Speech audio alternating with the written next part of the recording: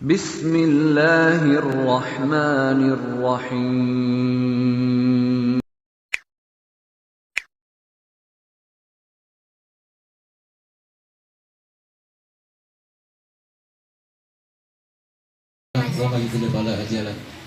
Asyhadu an la ilaha illallah wa asyhadu anna Muhammadan abduhu wa rasuluh la nabiyya ba'dah. Allahumma shalli wa sallim ala sayyidina Muhammadin wa ala alihi wa sahbihi wa man tabi'ahum bi ihsanin ila yaumiddin amma ba'd. Adik-adik, Bapak, Ibu semua yang dirahmati Allah Subhanahu wa taala. Alhamdulillah kita pada sore ini bisa silaturahim bersama-sama di tempat ini, yaitu dalam rangka memperingati Isra dan Mi'raj. Apa yang dimaksud Isra dan Mi'raj?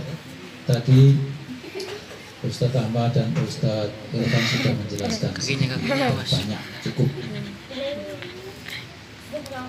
Tapi yang paling jelas bahwasanya Nabi Muhammad SAW saat berduka pada hari itu, karena telah ditinggal oleh paman beliau Abu Thalib sebagai pelindung dari gangguan orang-orang kafir Quraisy, telah wafat. Dan sebelumnya juga mengalami boikot yang berat dari orang-orang kafir Quraisy. Biasanya Bani Hashim diboikot oleh orang-orang kafir Quraisy, tidak boleh berdagang dengan mereka. Terjadi paceklik selama 3 tahun. Kemudian istri beliau Khadijah juga meninggal, enggak selang lama. Betapa sedihnya, gitu ya. Ditinggal oleh orang-orang yang telah melindungi Nabi Muhammad SAW. Maka Allah kemudian memberikan hiburan kepada beliau bahwasanya dunia ini kecil, nggak ada apa-apanya. Maka Allah Subhanahu wa taala dengan firman-Nya di surat Al-Isra yang pertama telah dibacakan tadi. A'udzubillahi minasyaitonirrajim. Subhanalladzi asra bi 'abdihi lailan minal masjidil haram ilal masjidil aqsa alladzi barakna haulahu linuriyahu min ayatina innahu huwas samiul basir. Sadaqallahul adzim. Jadi maha suci Allah diawali dengan kemahasucian Allah, berarti ini sesuatu peristiwa yang besar, yang mana Allah telah memperjalankan hambanya Nabi Muhammad SAW dari Masjidil Haram ila Masjidil Aqsa, 2 masjid yang disebut dalam Al-Quran, yaitu Masjidil Haram dan Masjidil Aqsa. Artinya kita harus memperhatikan 2 masjid ini.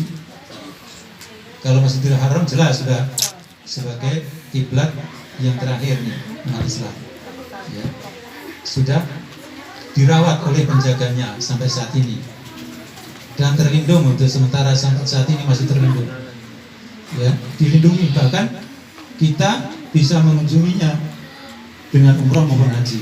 Tahun kemarin masih terhalang, tahun besok tahun 2021 wallahualam masih terhalang nggak nih hajinya? Kalau masih terhalang, ini ada tanda-tanda ini kita sudah di penghujung akhir zaman, ya.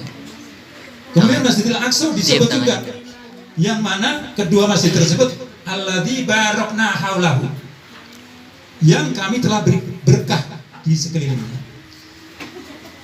Masjidil Aqsa juga diberi berkah oleh Allah Subhanahu wa taala di sekelilingnya. Jadi tanah Palestina yang bertempat terletak di situ ada Baitul Maqdis, yaitu Masjidil Aqsa,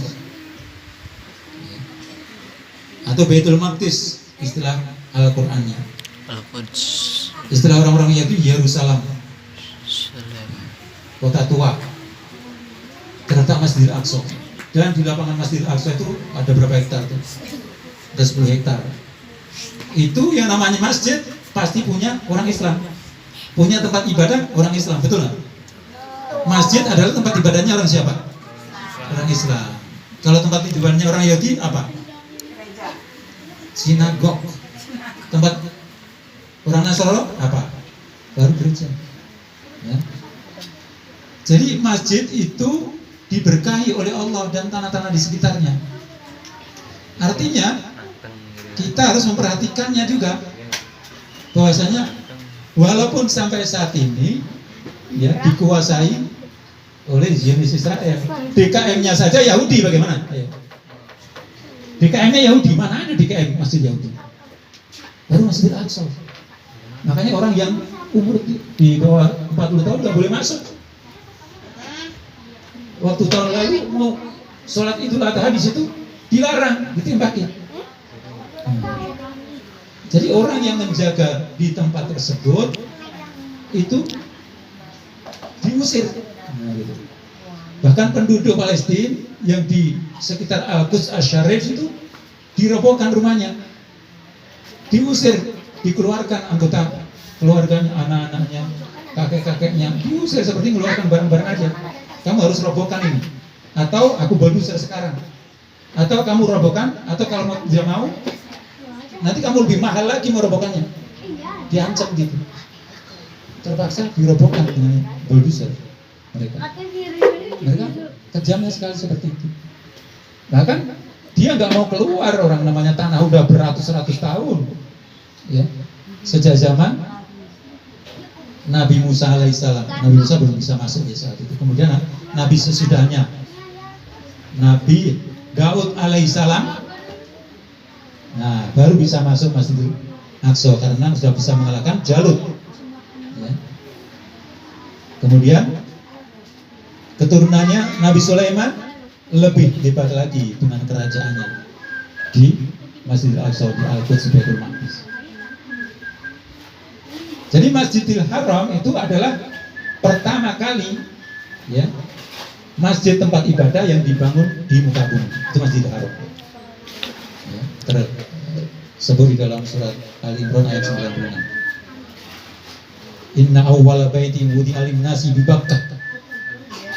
Sesungguhnya dibangun pertama kali masjid untuk manusia itu adalah di Makkah.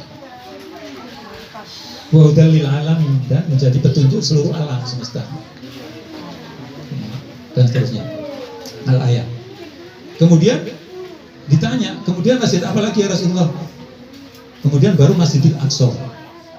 Jaraknya berapa lama? Arba'in, 40. Nah, 40 tahun paling lama, 40 tahun kalau itu mana tahun. Jadi Masjidil Aqsa ini masjid yang kedua setelah Bismillahirrahmanirrahim.